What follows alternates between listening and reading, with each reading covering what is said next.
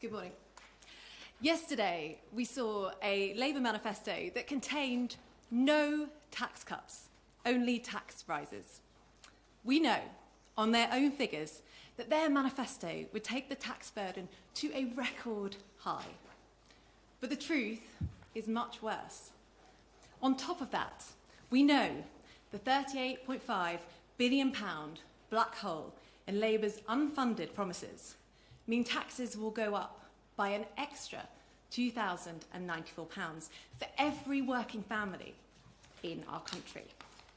So, we know the size of the bill, but not how they plan to pay for it. Therefore, what's most important about Labour's manifesto is what is not in it. Not including planned tax increases in manifestos is standard practice for Labour. In their 1997 manifesto, Labour pledged to promote secure pensions. Then, 2 months after becoming Chancellor, Gordon Brown launched his infamous raid on pensions. The plan had been worked up well in advance of the election, but there was no trace of it in their manifesto. We don't want Labour to get away with it this time. That's why today I'm setting out that Labour have deliberately failed to rule out 18 potential tax rises during this election campaign. In relation to each of these tax rises, Labour's manifesto deliberately makes no commitment not to raise them. If he wins, it's obvious that what Keir Starmer wants to do is cynically claim the books he inherited are much worse than he thought, as justification for imposing tax rises that he hasn't told you about. But this is disingenuous. The books are open. He can read them now. They are called the Independent OBR forecasts. So rather than hiding these tax rises, Keir Starmer should have the courage and the conviction to seek a real mandate from the British people by setting out the detail of these tax rises during this election campaign. But first, I want to remind you of our clear plan to cut taxes. Bold action that the Prime Minister set out in the Conservative manifesto published earlier this week. The next Conservative government will cut taxes at every stage of life. For younger people, we will abolish stamp duty for homes worth up to £425,000 for first-time buyers. For workers, we will take another 2p off employee national insurance, taking the total tax cut for the average worker since we began cutting national insurance to £1,350 a year. For the self-employed, we will abolish the main rate of self-employed national insurance by the end of the Parliament. For working parents, we will provide 30 hours of free childcare a week and end the single earner unfairness of the child benefit system. For pensioners, our Triple Lock Plus guarantees that both the state pension and the tax-free allowance for pensioners will always rise, with the highest of inflation earnings of 2.5%. So the new state pension doesn't get dragged into income tax for the first time in history. For motorists, we will back drivers by stopping road pricing and reversing the London Mayor's ULEZ expansion. For everyone, our more pragmatic approach to reaching net zero will guarantee no new green levies or charges for consumers while we accelerate the rollout of renewables. All reductions are paid for by controlling the growth of welfare spending by £12 billion and continuing to crack down on tax avoidance at £6 billion a year, as we've done so every year on average since 2010. Every single one of these tax cuts on work and aspiration have been opposed by Labour. And now they are going further, not just by opposing our tax cuts, but they want to put your taxes up. In stark contrast to our manifesto that cut taxes, yesterday we saw a manifesto from Labour that contained no tax cuts, only tax rises. They even warn of it in their manifesto. To quote directly, they say they will give due warning of tax and spending policies. It's a tax trap manifesto from a Labour Party that has tax rises coded into its DNA. Labour's first, second, and third answer to every problem is always the same: raise taxes. And as a result, the tax burden under Labour, on their own figures, will rise to be the highest our country has ever seen. Analysis by the independent IFS show that under the tax plans in Labour's manifesto, the tax burden will rise to 37.4% of GDP in 28-29. This is higher than the level they will inherit, higher than under the Conservative plans, and higher than the historic record of 37.2% in 1948. And this means that, as we set out in the document we published today, taxes would be £58 billion higher under Labour than under the Conservatives over the next Parliament. But this calculation is just based on the formal tax rises Labour have set out in their own documents. And I'm afraid to tell you, there's more to come. Analysis of Labour's spending commitments, including 21 costings by Treasury officials, Labour's own figures, and costings from other independent sources, show Labour have a £38.5 billion black hole in their plans over the next 4 years. That will require Labour to raise taxes by £2,094 for every working family. Tax rises on top of those set out by Keir Starmer yesterday. People in this country have had an incredibly tough time with their cost of living after the shocks caused by COVID and Putin's war in Ukraine. We're just starting to turn a corner. The economy is growing, inflation is back to normal, and wages are rising. The last thing working families in our country need is Labour's £2,000 tax bill. But this tax bill is what they are going to get if the Labour Party form the next government. So, we know how much this tax bill is. We've been talking about it a lot. But the question is, which taxes are they going to raise to fit it? It's very notable, and I'm sure you will see, what Labour have and haven't ruled out. When we, the Conservatives, ruled out raising VAT, we noticed that Labour had not done so. And we challenged them. Why not? Within hours, Rachel Reeves herself issued a statement saying Labour does rule out raising VAT. They've also matched us on income tax and not raising employee national insurance. But that is where they have very conspicuously stopped. We openly challenged Labour to match the other tax guarantees in our manifesto. Their response? Silence. These Conservative tax guarantees on pensions, on family homes, on family businesses, on cars and on energy bills have not been matched by Labour. In fact, Labour have explicitly refused to rule these out. You've all heard the interviews. For example, we've ruled out any new taxes on workplace pensions. We've ruled out introducing new council tax bans and holding a council tax revaluation. We've also ruled out applying capital gains tax to the sale of people's main family homes, which Angela Rayner last night explicitly and deliberately failed to rule out. Think about that. For the first time ever, people's family homes would be dragged into capital gains tax. Can we be clear what this means? It would mean it would freeze the housing market because many people would no longer have the incentive to sell their home, and that would make it harder for young people to buy a family home if fewer people are selling. And most importantly of all, it would make millions of homeowners in our country poorer. It's the kind of a disastrous tax rise that makes handing Keir Starmer a blank cheque to do whatever he wants so risky for our country's future. So in summary, there are in total 18 taxes that we have specifically ruled out, but Labour won't.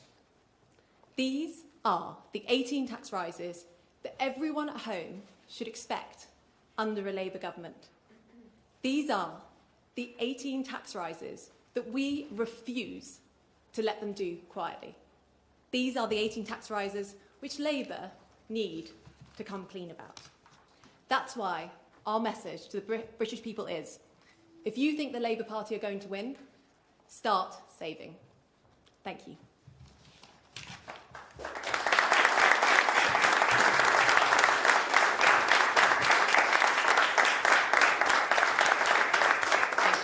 Now, I'm going to take some questions. I think I've got Christian from The Express. Hello.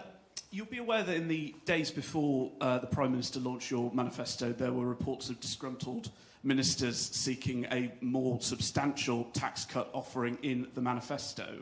So given that the polls have yet to budge, if anything, they're getting worse, can you rule out any further tax cut offerings ahead of election day? Thank you, Christian. What we have here is a substantial dividing line between us and the Labour Party, a £58 billion difference in the offer that is being put forward at this election. The Conservative Party will cut your taxes. We will cut your taxes in numerous ways. And what we saw from the Labour Party is that their only plan is to put taxes up. And that is, I think, what is going to concentrate the minds of everybody in this general election. Daily Mail.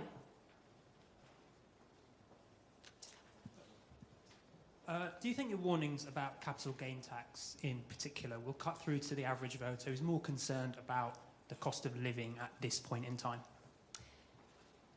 The idea that Labour are secretly planning to put capital gains tax on your primary residence for the first time is a disastrous policy for families up and down the country. It's something that the Labour Party should not do in secret. They must be honest about their plans and the impact that this would have on family homes up and down the country. Telegraph. Thank you. It's just again on CGT, actually. You said in your opening remarks that it would freeze the housing market. I mean, have you done any kind of modelling on what sort of impacts that would have? And also, do you think it's possible for Labour to hit their plans on house building, which are a big part of their manifesto, if you increase capital gains tax and therefore effectively disincentivise building? So I think this is unprecedented. What they're putting forward and the fact that they've explicitly failed to rule it out, which is really in stark contrast with what happened. And you'll all remember with VAT, they couldn't get out there quick enough to say, no, we're not raising VAT. They've just not done that on capital gains tax for primary residences. And that is extremely telling. And I do think it would be disastrous. I think most people would accept it would be disastrous for the housing market. And of course, it would put any kind of target in peril. The Times.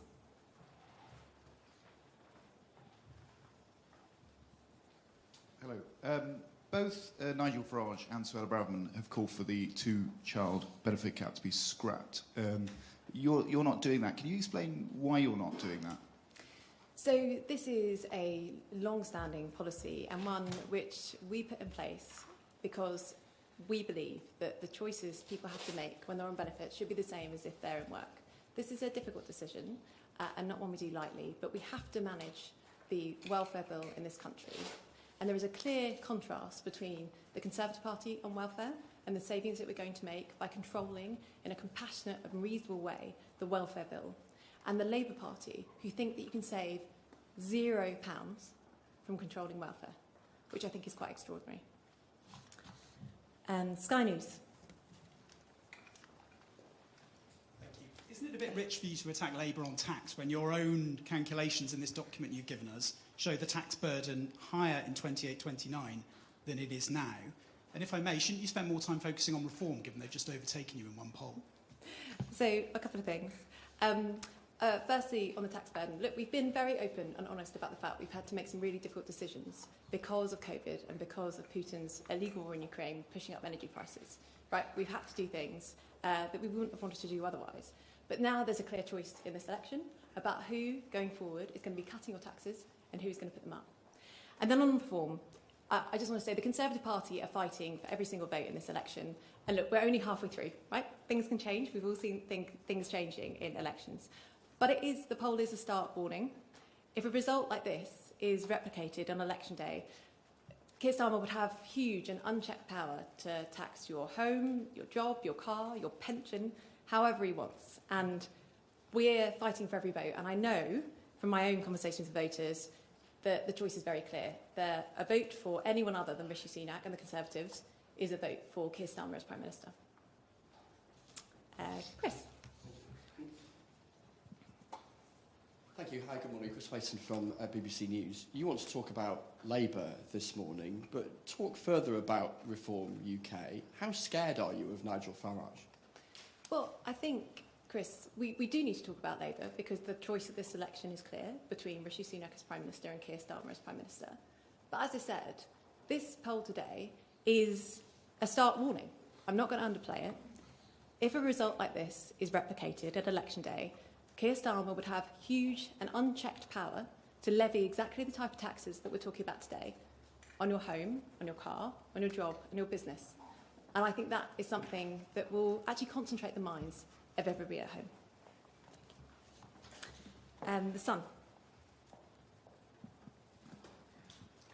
Thank you very much. You've pledged to cut taxes, and Reform have also pledged to boost the personal allowance on income tax to £20,000 a year. Obviously, as mentioned already, one poll shows Reform has overtaken the Conservatives. So, two prongs to this. One, is that Reform tax plan affordable? And two, is their tax cut offering just a little bit more attractive than yours to regular voters?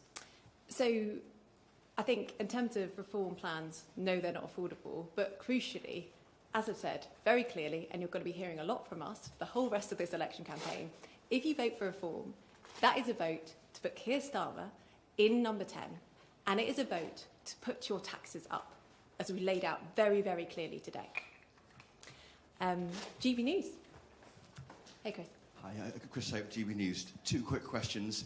Chris, you're only allowed one. Will Labour allowing themselves some space for their own uncertain events, like you said just then, that they have to have some way of raising money if they have to, if a black swan event happens like Ukraine, energy shock or COVID? And just quickly, the Euros start this weekend.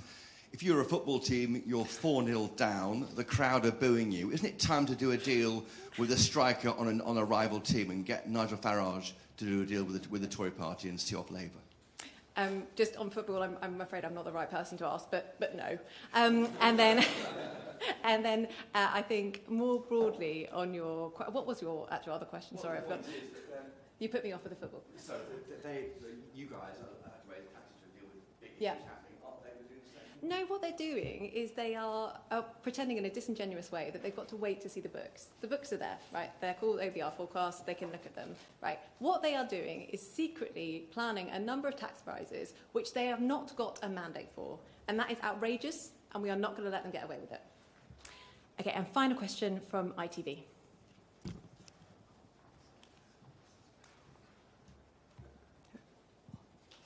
Hi there, Mahathir Basha from ITV News. You say that Keir Starmer should have the courage and conviction to be honest about the clear choice the next government will face about whether to hike taxes or cut spending. In the spirit of that honesty, which would a Conservative government do? Well, we've set out very clearly here today how we have a plan in our fully costed manifesto to address the issues facing the country, but crucially to cut people's taxes. Right? And that involves difficult decisions. Government is not easy, but we have been transparent about those decisions. And what I'm putting to you today is the same cannot be said for the Labour Party. They are planning to raise your taxes. They are planning, by not ruling out capital gains tax on your primary home, to levy that tax. That is outrageous. It will be disastrous for this country, and we won't let them get away with it.